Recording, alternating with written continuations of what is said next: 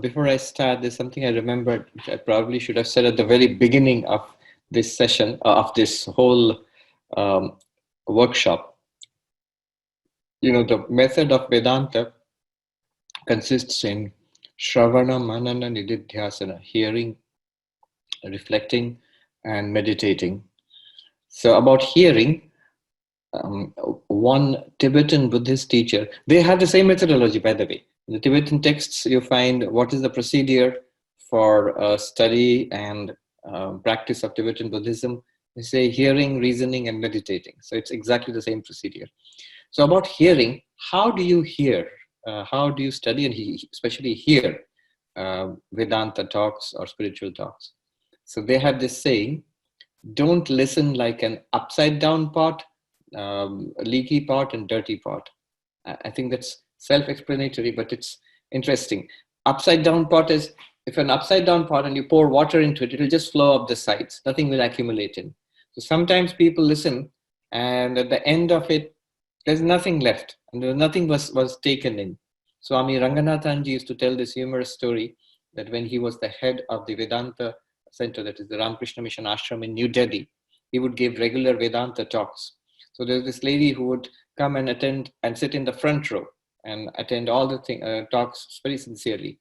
One day, when the Swami was seeing off people, and this lady happened to pass in front of him, he asked, so did you like it? And the lady said with great enthusiasm, "Ha, bahut acha Swamiji, wonderful Swamiji. What did you like?" Probably he shouldn't have asked that. The answer he got was devastating. What did you like?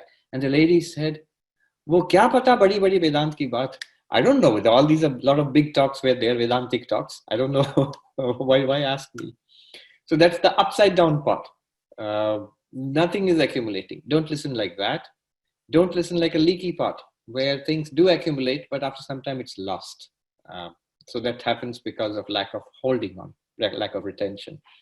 And the third one is a dirty pot. So whatever you put in the milk or water or what, it gets polluted by the dirt in the pot. So a dirty pot would be like listening with a skeptical mind, or that I already know, and I'm going to find fault with this, or with prejudices. So one should not, I thought I'd share that with you. One should not listen like an upside down pot, not like a leaky pot, not like a dirty pot. But probably I should have said that at the very beginning. Another thing that I should have said at the beginning is what I'm going to talk about today. We'll end this workshop with this. So we're talking about methods of strengthening the mind in non-dualist practice, Vedantic methods. So every Vedanta text that we study begins with, I'll just keep track of the time. Okay. Every Vedanta text begins with a set of practices or preliminary qualifications. They are called sadhana chatushtay, the fourfold qualifications for practice, or fourfold practices, preliminary practices. Why am I saying this at the end? Because we ultimately find in the study and practice of Vedanta that this is what really, this is the real obstacle. This is where the shoe pinches, so to say. One Vedanta teacher told me, a very well-known Vedanta teacher in the south of India told me that these are the four conditions, the four practices, weakness in which prevents realization, enlightenment. He said, with these qualifications, with these practices, if one studies Vedanta, it will lead straight to enlightenment.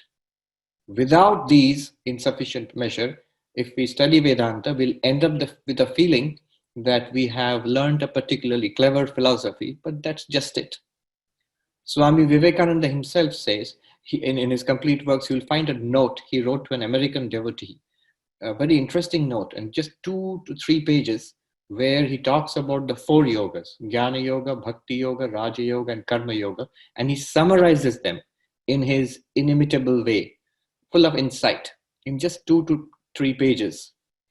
And about Jnana Yoga, the path of non-dual Vedanta, he says, many people come to an understanding by this path, few realize. So he said that here realization depends on control of the senses, which is one of the central practices we're going to talk about. So here goes. The first thing they talk about is called Viveka, from where the name Vivekananda comes. Viveka, in Sanskrit, the word means to separate, to discern, to analyze, to take a thing apart and see separately. Something is coming mixed up with you, to see them separately. Vivich Prithak Karane, that's the Sanskrit grammatical derivation. The root is to root meaning is to separate, to see separately. To see separately means here the discernment is between the eternal and the non-eternal. We have read about, heard about an eternal reality, a spiritual reality that is the most worthwhile thing that we know about. So to keep that clearly in mind, that such a reality is available to us. Eternal reality beyond sorrow, which promises complete, lasting, deep fulfillment. Such a thing is available before us, and everything else is non-eternal. By non-eternal is meant transient. It is changing, subject to change, subject to destruction, subject to coming and going. Even the best of things that this world has to offer will one day go, will one day die, will one day perish. So this difference should be kept clearly in mind. The second thing is vairagya. Vairagya is dispassion. Dispassion means that which I see to be worldly, secondary, transient, non-eternal, I should have a dispassion for it. In the sense that a monk gives up all of it, family, money, worldly pursuits, and has a one-pointed pursuit of enlightenment. So it's not possible for everybody to become a monk. This is one of the big questions in Vedanta. Is it meant only for monks? Should one become a monk to be a Vedantin? You can, but it's not possible for everybody. What is, however, necessary and possible for every seeker is to become monk-like. May not be, formally a monk or a nun, but a monk-like person internally. That the goal should be God realization or enlightenment is my only goal in life. I am a spiritual person. I seek enlightenment, and that's it. That does not mean for a person in the world, do you give up your job? Do you give up your family? Not necessarily. But all of that becomes secondary or at the periphery. Externally, one may continue to do what one is doing, but then that also has to be spiritualized. So, for example, when Arjuna asks this question to Krishna, what should he do about the battle which he's facing? Sri Krishna first teaches him about Vedanta, about the self, and that self has to be realized. And Arjuna is thinking, well, this is what I want, then I won't fight this battle. And Sri Krishna shows him how, remaining where he is, doing the work which he is doing, how he can spiritualize his everyday life, even something as horrible as a battle. And so everything has to be spiritualized, and still, in the middle of that, he can still be a perfect spiritual seeker. I like this about Mahatma Gandhi's birthday was just a few days ago, where he says, who am I? Some people think I'm a politician. Others think I'm a freedom fighter fighting against the British for the freedom of India. Others think I'm a social reformer. But if you ask me, I am a simple man in search of God. Now, that's how a person can have full vairagya, dispassion, in the midst of a tremendously busy and active life also. It's possible. So that's what I mean is, in the middle of samsara, one can be detached and one can pursue God realization or self-realization. But vairagya is necessary. If one is pulled towards something in samsara and places that as equally important or more important than God realization, if self-realization is one of the many things on your list, it's not likely to happen. It should be the first thing, the whole purpose of life. That may sound like a tall order, but actually it isn't. I am telling you, most of us, we already have these qualities. The very fact that you have spent 2 days, hours and hours, and most of us here have been spiritual seekers. We have been studying and practicing for many years. So we are spiritual practitioners. We are spiritual seekers. Just that, own up to it. That my purpose is God realization. You may not advertise it. You may not go around saying that from now on I'm a spiritual seeker and all of you are secondary to me. No, but that should be the psychic center of our being. Vairagya, a dispassion for worldly pursuits, goals, relationships, possessions. Oh, and often being monk-like and having dispassion will also inevitably reflect in our life. Life will become simpler, more inward. Those things are bound to happen over time. Then comes the what is called the sixfold treasure. Sixfold treasure. There's basically 6 disciplines. So there's a little bit of cheating going on here. They said 4 practices, and now in the 3rd practice they have packed in 6. So 6 have been packed into one head. So you have a total of 9 now. So Viveka, Vairagya, and the 6 disciplines or 6 treasures. The 6 treasures, the 6 disciplines are Shama. Shama means serenity of mind. And not to get upset with what the world throws at us. Maybe our household situation or the job or personal health or finances or the political situation around. Whatever it is that is likely to disturb you, don't get disturbed by this. If you cannot maintain your serenity of mind, don't come into contact with it. Protect the serenity of your mind. Shama, but that is necessary for Vedantic study and Vedantic practice. Dhamma, control of the senses, which means actually the physical senses. Just because I have legs, does it mean I'll have to keep walking around, going to places? No. Why I'm saying that is, I see this is a very busy place, Manhattan. They say New York is a city that never sleeps, but dreams. So apparently everybody is dreaming, but never sleeping here. Luckily, because of the COVID situation, one unexpected benefit is people have cooled down a little bit.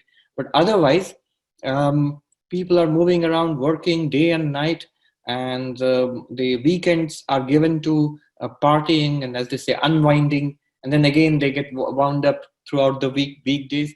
If we keep doing that, then there will be very little time, energy, and motivation left over for spiritual practice of any kind. Why just Vedanta? So Damaha, control of the external senses. Then Uparati. Rati means a tremendous engrossment, enjoyment of the world, especially sense pleasures. Uparati is just the reverse. To pull back from too much engagement with the world, too much partying, cut that down to the minimum or to 0 if possible, so that there's a lot of time and energy left over and the mind is not disturbed. The mind is not agitated or overexcited or stimulated. So Uparati. Once we have done these, we have a lot of time left, energy left. So the decks have been cleared for action. So the 4th practice is Samadhana. 4th, I mean, of the 6 treasures. The 4th one is Samadhana. 4th discipline is Samadhana. Samadhana means focus, settling down, meditation. Some of the commentaries say at this point, one must have already reached excellence in yogic meditation. One must be able to meditate very well already. So they're saying as if this is a preliminary required for Vedanta. To be a proper Vedantin, one must be a good meditator already. Samadhana. And then Titiksha. Titiksha is a spiritual fortitude, a spiritual toughness, that I shall bear trouble and suffering and yet not give up my spiritual practice. My daily study and reflection and meditation, I will continue to do that as much as possible. Doesn't matter what suffering the world throws at us. See, we undergo so much suffering. Persons in the world, to hold on to a job, to pursue a career, to raise a family, how much people put up with, how much physical suffering, how much patience, how much consistent effort over the years. So I think God realization is probably easier than that. So one must have some kind of toughness. Otherwise, what happens is, in times of trouble, the first thing that is sacrificed is spiritual practice. I don't feel well, so I won't get up too early in the morning. I have no time, so I'll sacrifice my meditation or study. No, that spiritual toughness must be there, titiksha. And then the sixth one is this shraddha. Shraddha is a faith in the teacher and the texts. So what the teacher is saying, what the texts are saying, maybe I don't understand it right now, but there is something really very valuable here. I must keep at it, taking it to be true until such time that I see for myself that it is true. It does not mean a blind faith or belief that it just says so and you have to believe it. No, not at all. So you have shama, dhamma, uparati, samadhana, titiksha, and then this shraddha. So 6 treasures. These are 6 treasures. They're all packed into the third practice. Sadhana Chatushtaya, Viveka, Vairagya, 6 treasures. Then the last one is mumukshutvam. So mumukshutvam means an intense desire to be free. An intense desire to be free. So this, I'm reminded of somebody who used to come to Swami Abhedanandaji's classes here. And this person said one day that, is this true, Swami? And the Swami said, yes. What you're teaching, is this true? Yes. And this person disappeared. It seems never to come back again. And it was later found that he had retreated, or she had retreated to a remote location and spent the rest of her days in meditation. So look at the immense seriousness with which this person is approaching this teaching. That if this is true, what else matters? And if this is not true, then what else matters? If it's true that Brahman is there and I am Brahman, it can be realized in this very life, all my problems will be solved. Why not do that? Why do anything else? So this intense desire for freedom from suffering. Now, it's not just in the path of knowledge. It's also equally in the path of devotion. Sri Ramakrishna used to call it Vyakulata, a divine discontent, a restlessness for realizing God. And he said that itself is the central precondition for realization. If one has Vyakulata, a tremendous discontent, a divine discontent, not discontent about the world. We generally are very complacent about our spiritual lives, but disturbed about our worldly lives. Should be reversed. Be content about what we have achieved in the world, what we have got, good and bad, the mixture that's there.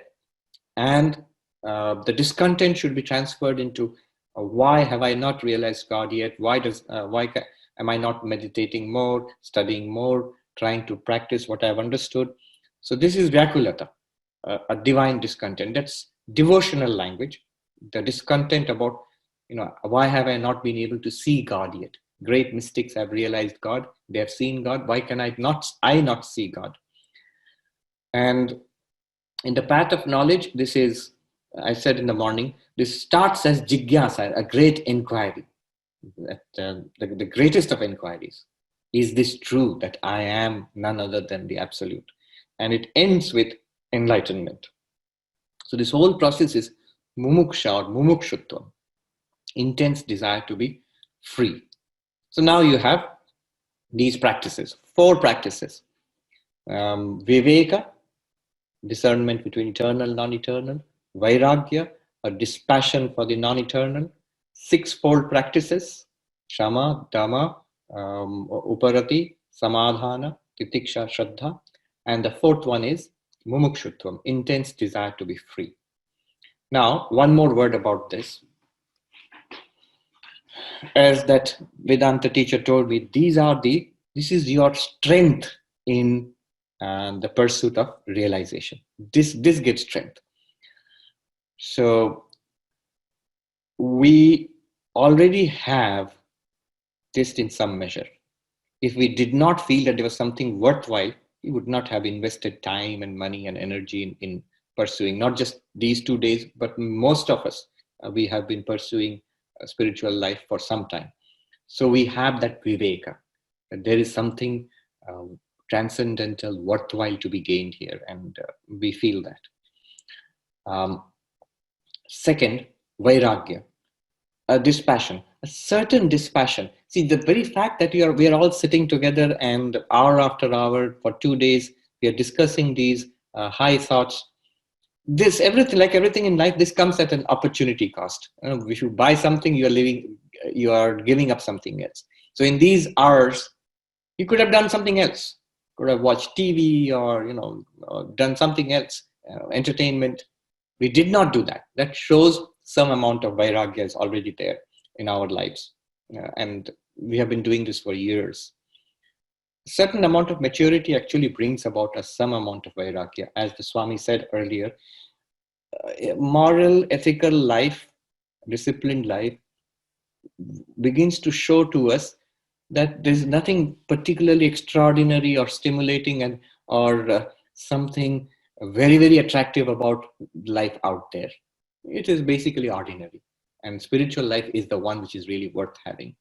I like that saying that whatever is behind you and whatever is yet in front of you is as nothing compared to what is within you. So whatever has gone on in our lives, we are either proud of it or sometimes we are full of regrets. No, nothing to be extraordinarily proud of, nothing to really regret. Bless it all, good and bad. It has made me what I am now. When we are very curious or anxious about what is in front of us, what will happen, we have all a kind of expectations, hopes and dreams and fears. No, not even that. Far more important than all of this, my past and my future, much more important is what is inside me now. That has to be discovered. It is literally nothing less than God. The most important thing in the universe, most important thing in our lives is right within ourselves, available all the time. So that has to be discovered. Compared to that, our pasts and our whatever is in the future is very small. So vairagya. One more thing, and of course all the disciplines we have to some extent, even to simply sit for a few hours together, one must be little in control of the body and the mind, otherwise you'll be restless, jumping around here and there. There is some faith in what we are saying, the texts which we are studying, the shraddha is there. Even if we are not enlightened, we believe there's something very valuable here. And a certain desire is there for transcending our relative, our mundane life. So all these qualities we have to some extent, but these must be pushed towards a level of excellence. They must become intensified.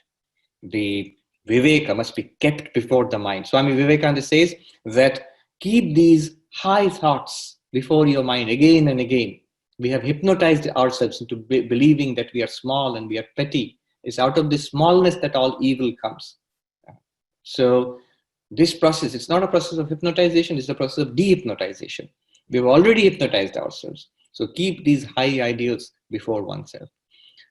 Now, one insight into these practices, an important insight, this comes from one of the Shankaracharyas, one of the present-day Shankaracharyas. He says, these practices are causally linked. Causally linked. What does it mean? Each one is caused by the earlier one. Each one is caused by the earlier one. So vairagya, suppose I say I have problems in concentration. So concentration is one of the six treasures. Now the 6 treasures are strengthened by vairagya. So go back to the causally prior one before the 6 treasures is the second one, vairagya. See, first one, viveka. Second one, vairagya. 6 treasures, third one. If my weakness in the 6 treasures, I am not disciplined, my mind is not calm, I am not concentrated, or I don't have enough spiritual toughness. All of these, they are traced back to lack of vairagya. Instead of trying to concentrate or trying to increase my spiritual toughness, increase the one before that, vairagya, dispassion. If vairagya is strong, the 6-fold practices or treasures will become strong by themselves. I don't have dispassion. I still have some kind of attraction for the sense pleasures of the world, something like that. Then instead of fighting the battle there, it's a very difficult battle to fight there. Go back to the root, the one before that. That is Viveka, the discernment between the eternal and the non-eternal. Immerse your mind in the truth that there is this tremendous thing before me now, God realization, compared to which life which I have been leading, 20 years, 40 years, 60 years, 80 years, what have I got from this external life? And here is the promise of infinity. So when the mind begins to realize what is possible for it, then Viveka becomes strong. When Viveka becomes strong, Vairagya, as a matter of course, is a matter of just simple fact, is it's strengthened. It becomes more intense. When Viveka and Vairagya are strong, the sixfold treasures, they become strengthened. When all of these are strong, then the intense desire to become liberated, that arises. You see, when you say intense desire for liberation, we feel hopeless because I have a desire for liberation or enlightenment, but not particularly intense. I could, give it a few more days. How do you increase a desire? It's easy to say, come and eat this food. We understand, all right.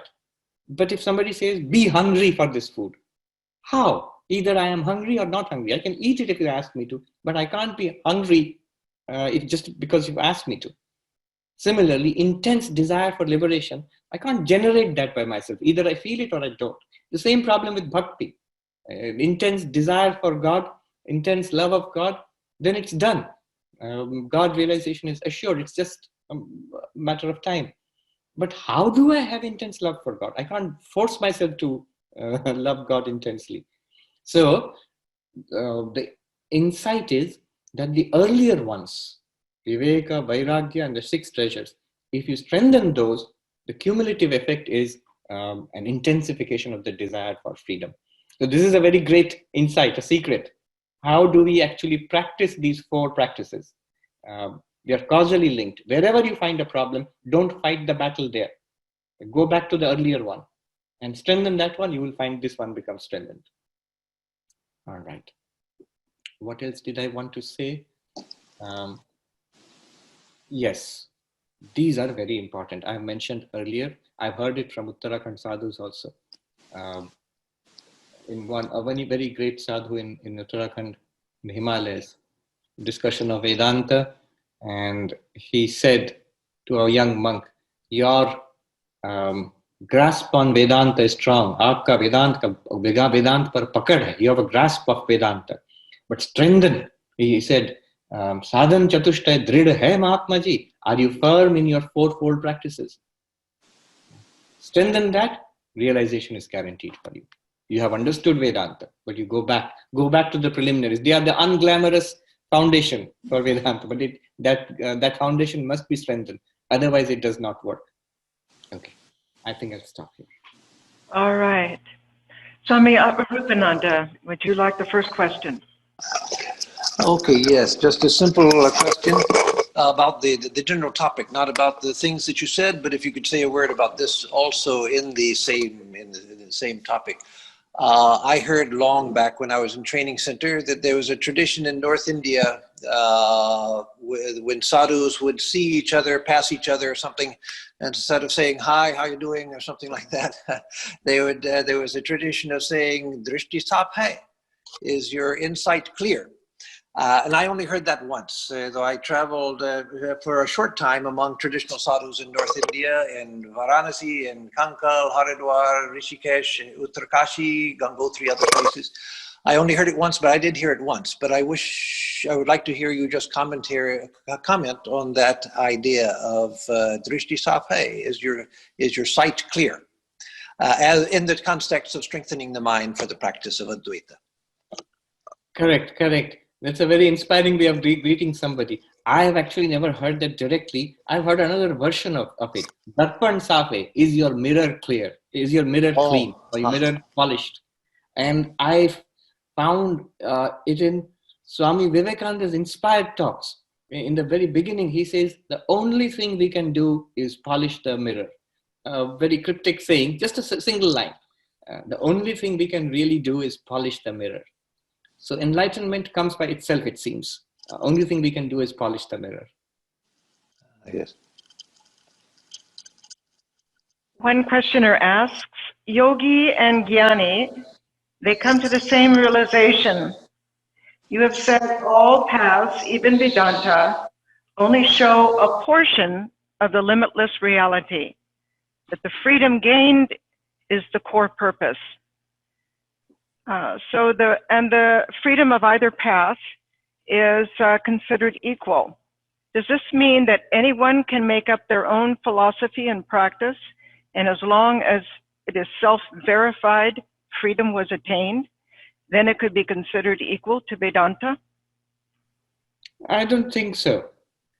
I remember this interfaith, this question reminds me of an interfaith event I attended at Rutgers University. So there were speakers from different faiths. And the questions were interesting. One question especially has remained in my mind ever since. This young man, he said, I have this project of starting a religion myself, so I would like to learn from you. So he's there because he wants to start his own religion. So we all wish him good luck, of course. So I don't think one can set out to invent a religion for oneself. And why would you do that? The purpose is to become enlightened. The purpose is to become enlightened. So you set out on your path to become enlightened. You have a path, a devotional path, a yogic path, or a path of knowledge, or a mix or a synthesis of all of them. Swami Vivekananda, in fact, recommended a harmony of the four yogas, of knowledge and devotion and meditation and work. So he said this is the best synthesis or harmony of these four yogas. But yes, in a certain sense, the questionnaire is right. Swami Vivekananda also said that let there be as many sects in religion as possible. Each human being has his or her unique path to God realization.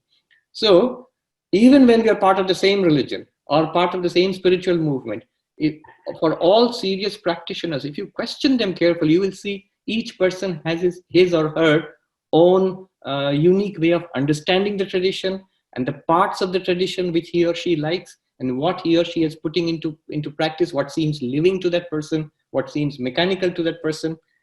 So we have our individuality, and that should be respected. Swami Vivekananda was all for individuality.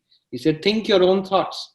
In one place he says, I do not want that kind of religion where they're all like soldiers in a jail, all standing up, nodding their heads and turning around all at the same time to commands. Don't be like that. Be individuals and make your own path. So make your own path here means learn it, your own tradition, immerse yourself in your own tradition and practice. Inevitably you will have your own uniqueness. Swami, is it okay to mix Patanjali's yoga and Shankara's jnana and mindfulness for daily practices? That is one of the questions we are supposed to reflect on at the end. In fact, I can see the question which is there for me: what can Vedanta practitioners utilize? Okay, that won't be a spoiler. There is another one here. Some say focusing on God realization is selfish when there is so much suffering in the world. Please address this. I don't think so. The direct answer for that is then go ahead and combat the suffering in the world, try to relieve the suffering in the world, and make it a spiritual practice. Karma yoga is basically that.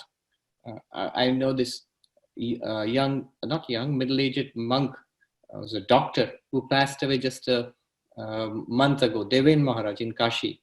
So I was reading about his life. For the last 20 years, he basically sacrificed his own life, day and night working for the poor people there in Benares. His clinic used to be flooded with patients. And in the evenings and nights, he would work on literacy programs for children and adults. And he spent his life like that for 20 years without rest, without proper food. And he died at the age of 60. Now, imagine, for him, it was a spiritual practice and a very powerful spiritual practice. And yet the entire practice was to combat, to fight against the sufferings of the world. So one can do that, certainly. Swami, do we have any examples of people who have reached the goal currently living? This seems so far off. Yes, we have. I'm not going to tell you who, but I don't know, but I think myself that I have met at least a few. I'm very conservative about enlightenment, God realization. I think I've met many who are spiritually advanced, but if you ask me, did you meet anybody who was enlightened? I think I met 4 or 5 who were actually enlightened. And that's my judgment, my sort of understanding. So it is certainly possible. It is possible at all times, and we must do it. Let me share here an interesting incident which happened last year at Harvard in the philosophy department. There was this formidably intellectual professor at Harvard who asked me, how many people attain enlightenment? Very few in each generation. Wouldn't you agree? I said, I suppose so. Then, statistically speaking, it's more or less impossible for most of us to attain enlightenment. So why? My question is, why should you at all try? Why should you even walk on a path where success seems very minimal? That was his question to me. I gave him 2 answers, and he himself provided me with a third answer, very beautiful third answer. So if enlightenment is so rare, and your goal is enlightenment, then this path seems to be destined for disappointment and failure. Why walk on this path at all? So the 2 answers I gave, I'll tell you, and the third one which he shared is also very wonderful. The 2 answers I gave, why should one try to become enlightened? One is, everybody will be enlightened. In Vedanta, we know that this lifetime or the next lifetime, ultimately it is our own inner reality. What can prevent it? It cannot be prevented. What prevents it is our own struggles and resistance, our own foolishness. So how long are we going to struggle against enlightenment? We are going to be enlightened in this life, hopefully, if not in the next life. So that's one answer. And everybody is going to be enlightened. Sri Ramakrishna used to say in Kashi, in Benares, in the land of Mother Annapurna, everybody will be fed. Everybody gets food. Some get it in the morning, some in the afternoon, some have to wait till late evening, but everybody gets fed. So in the same way. The second answer I gave was, what else are you going to do? Once you begin to understand what is at stake here, what is the purpose of this life, spiritual life, even if I do not get enlightenment in this life, what else is there to do? Nothing compares with this. Nothing is meaningful in comparison with this search for God realization. So you have to be, once you understand what spirituality is about, one must pursue this path, whether you are a monk or a householder, whatever. So you have to pursue this path. Then he gave me a third answer, the professor. He said the 2 answers you gave are good, but they're kind of theoretical, abstract. I'll give you a practical answer. Why should one walk on the path of enlightenment? He said, because once you start walking on this path, the benefits that one gets, the peace of mind, the accumulated strength, the idea of a purposeful, meaningful life. And it is so clear, after some time, you would not want to give it up. No matter when enlightenment will come, when moksha or nirvana will come, you will not want to give it up. One young man went to Swami Shivananda, who was the president of our order in the 1920s. He had just become a monk. And he said that I've spent a few years in the monastery and nothing is happening. I was grumbling about no lack of spiritual progress. And Swami Shivananda said, go back, then go back. Very straight away, go back to wherever you came from. And this young monk was stunned. He said, no, I cannot do that. So the life which you spent years and years in the world with your parents and as a student, that life is entirely unacceptable to you just after a few years in the monastery. Which means, do you think this is any little progress? This is a tremendous progress. So yes, so these are the 3 answers. Why should one walk on the path of enlightenment, God realization? The next question involves 2 parts. Is it a good idea to combine different types of meditations, or should we stick to what the Guru instructed? And another person writing, do you need a Guru to reach enlightenment? One should clearly stick to what the Guru has instructed. If you like to do some other practice, do it, as the saying goes, on your own time. The time given to the practice given by the Guru is God's time. You have dedicated it to that. So I always say, there's a computer term for it, create a firewall around it. So the spiritual practices that Guru has taught, create a firewall around it. No matter what we read, the latest book we read, don't tamper with the practices given by the Guru. Those are sacrosanct. Whatever we read and study and the practices we do at other times, they will go to enrich our spiritual practices, no doubt. They are not separate. But the exact practice, the mantra and the technique given by the Guru, that should be kept sacrosanct. Let's see. There's another question coming. I find it difficult to completely submit to the concept of God. Can I still successfully practice Vedanta and yoga? Yes, yes. Though Advaita Vedanta has a component of a theistic God, but remember, the entire practice starts with oneself, an inquiry into oneself. You can start that straight away. And in yoga also, the entire practice of Ashtanga Yoga, there is no reference to God. God plays a kind of marginal role, a role of a guru and helper in Patanjali Yoga also. Sankhya does not mention God at all, at least the kind of Sankhya that we have available now. So there are entire phases of Indian philosophy where God does not enter the picture. But I would say that if one has even a little bit of faith in God, you are blessed. Take it as a working hypothesis, supposing some such power exists. So we can make a beginning. Very good. Swami, this last question is more philosophical, and it may take more time than what you have, but can you explain the differences between Kashmir Shaivism and Tantra and Vedanta and Yoga? Can you give basic similarities and differences? That's huge. I know it's huge. Kashmiri Shaivism itself is a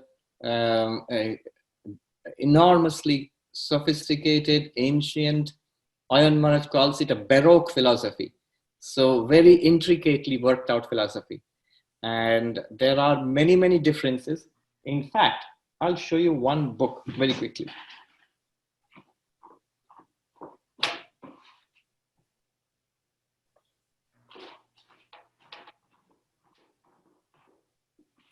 One of the recent scholars, and one of the greatest recent scholars on Kashmiri Shaivism was Dr. Jaidev Singh. So this is a publication from our Institute of Culture in Kolkata. It says, Vedanta and Advaita Shaivagama of Kashmir, a comparative study. So this is the answer to your question.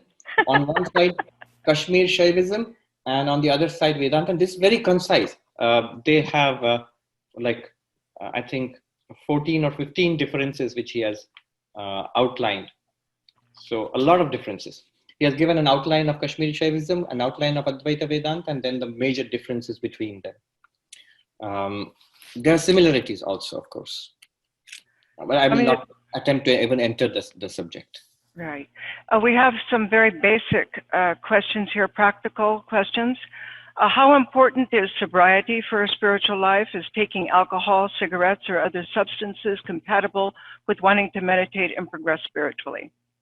I think if one goes to the extent of being intoxicated, then it, of course, difficult to do any kind of cognitive work, let alone meditation or Vedantic study.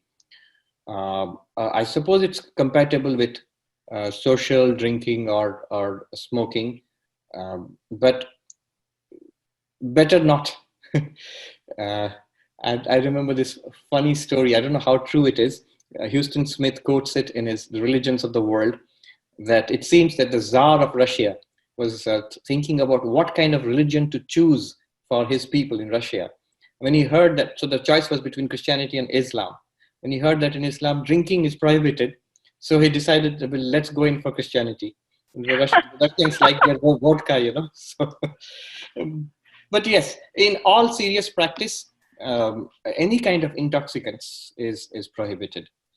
But one need not be a fanatic about it. So, for example, at one time, I've seen in Uttarakhand sadhus smoking even ganja. But if you ask them, it's not a good practice. No good sadhu would try to do that. They probably started as a way of keeping the body warm in snow, but it is addictive. So one should not do that.